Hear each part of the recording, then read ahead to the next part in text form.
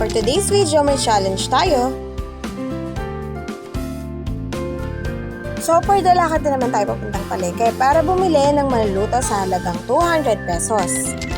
Tip para sa mga nagtitipid, una, isipin natin yung kailangan lang natin from lahat ng gusto natin bilhin.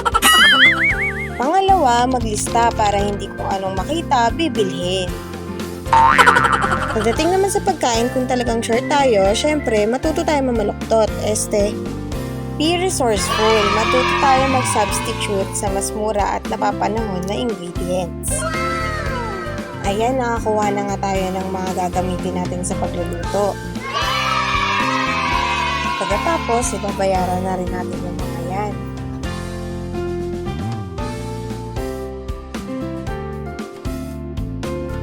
Gagawa nga pala tayo ng lumpia.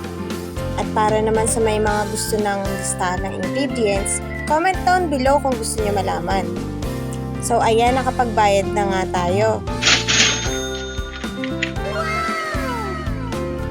Heto na nga pala yung mga nabili natin. Ayan, prepare natin lahat ng ingredients na yan bago lutuin. Sobrang bango at sobrang sarap nito guys. I-try nyo na.